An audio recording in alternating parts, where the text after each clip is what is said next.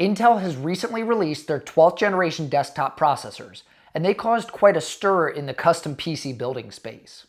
In case you didn't know, these processors bring with them tons of new features like PCIe 5.0, hybrid chip design, and DDR5. The problem is, this causes lots of motherboards to flood the PC market, and how do you know which one to go with? Well, that's where I come in.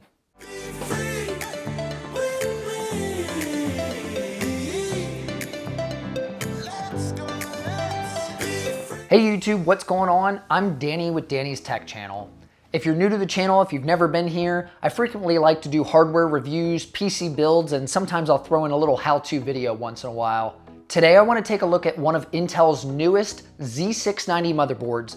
This is the Asus TUF Gaming Z690-Plus Wi-Fi. This is an ATX motherboard with an LGA 1700 socket with a Z690 chipset. The B series motherboards, the budget-friendly ones, won't come out till the beginning of next year. The Asus TUF lineup is said to be more durable, stable, and reliable. It comes with Wi-Fi 6 and Bluetooth version 5.2.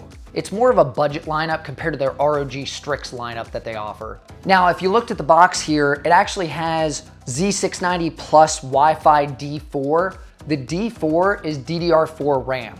That's because Intel's new processors have both compatibility for DDR4 and DDR5. What that means is the motherboards, like I said at the beginning, there's gonna be a vast majority of motherboards between DDR4 and DDR5 motherboards. My recommendation to you is go with a DDR4 board and wait for those early adopter problems with DDR5 and then pick it up when not only are the yields better, but the price comes down and it's just more readily available. Let's take a look at this TUF Gaming motherboard. As soon as you unbox it, you'll flip this little side flap open and it actually contains your Wi-Fi antenna. It's really nice. I'll talk about it in a second. And obviously I'm gonna set the motherboard to the side just to get the internal components out of the way here. So you lift this tray out, it's got everything underneath. What it has in it is 2 sets of single-sided M.2 pads in case you don't have memory on both sides of your M.2. Most of them are only single-sided, like the 1 terabyte and the 500 gig, those are single-sided M.2s. So you use these pads in there. It also comes with M.2 mounting posts and screws. Then you have SATA cables. It also has a coaster in it. A disc with drivers. Boy, I wish they would switch to USB thumb drives for all their drivers. It just makes sense. And finally, it's got the manual and some sweet glossy stickers that you can put wherever you want. Now, the Wi-Fi antenna is really nice. I think they've gotten better over the years at this. It's got this sweet little hinge to it. You can turn it whatever direction you need to. You can spin it, and it's magnetic on the bottom of it. So if you've got a metal top to your case, you just stick it on there and you don't have to worry about it falling off. Or you can mount it somewhere else where you have a metal connection. It's not a super strong magnet, so it's not gonna interfere with anything on the computer. Now let's take a look at the board itself. Oh man, I got that one on the first try. The B-roll doesn't look like that.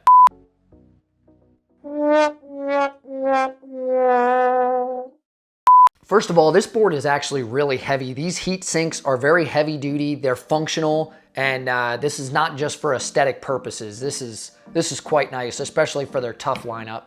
Now I'm gonna do a quick overview of the board itself. I'll just start at the bottom here and work my way around and show you what connections it has on here. Along the bottom, starting from the left, you have the front panel audio connector, you have a communication plug, you have your fan header, then you have 2 5-volt addressable RGB headers, you have 2 USB 2.0 headers, another fan header, you have 2 SATA connectors, yet another fan header, and finally you have the front panel connector header. Going up the right-hand side, you have 2 SATA connectors, 1 USB 3.0 header, a USB 3.0 Type-C header, then you have your 24-pin motherboard power, and you have boot status lights.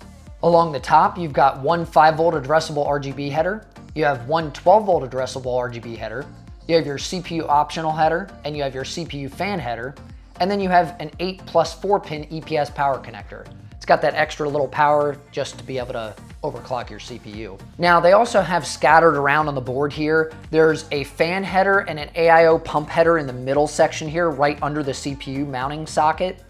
And then they've also got 4 M.2 connectors, which are all PCI 4.0 compatible. It actually has 3 or 4 RGB locations around the board here, and you can turn the RGB completely off in the BIOS if you don't want it, or you can set it to whatever color you want through the Asus software that they have for their motherboards. Let's take a look at the rear I/O now. The rear I/O is pretty simplistic, but there's actually a good amount of connections here for the budget style board that we have. First, you have an HDMI and a DisplayPort connection on the top. Then you have one USB 3.2 Gen 2x2 Type-C, which is 20 gigabit per second. You have 4 USB 3.2 Gen 1 Type-A ports, which are 5 gigabits per second. That's the blue style ones. They look like a typical USB 3.0 header. Then you have 2 USB 3.2 Gen 2 Type-A ports. Those are 10 gigabit per second, and it's the teal colored ones. They're your faster connections. You have a 2.5 gig Ethernet connection. You have one USB 3.2 Gen 1 Type-C, which is a 5 gigabit connection, along with your Type-A ports, the blue ones. You have your Wi-Fi 6 antenna connectors, and you have a full audio suite of connections. Now, all these connections are covered by this built-in I/O shield. Actually, let's talk about that right now. There's a few things about this board that I absolutely love, and I've got to tell you about it, and this is the reason why I bought this one over all the other DDR5/DDR4 Z690 boards that were offered. I think every motherboard manufacturer should have built-in I/O shields already on the boards.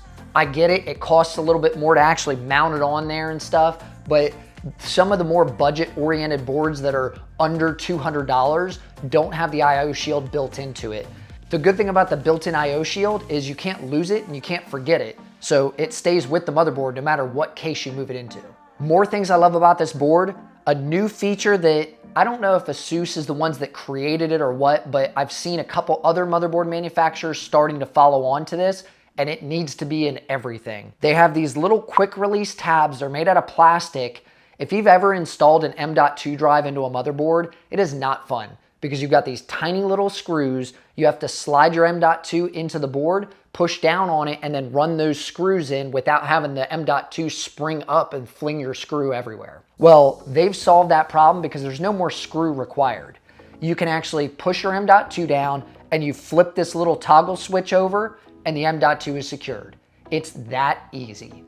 Another cool thing it has, there's tons of fan headers. You almost don't even need a fan splitter because you've got 3 fan headers along the bottom, you've got 2 fan headers in the middle if you count the AIO pump, and you've got CPU optional at the top. I mean, you've got a lot of fan connections on this motherboard for being a budget style board.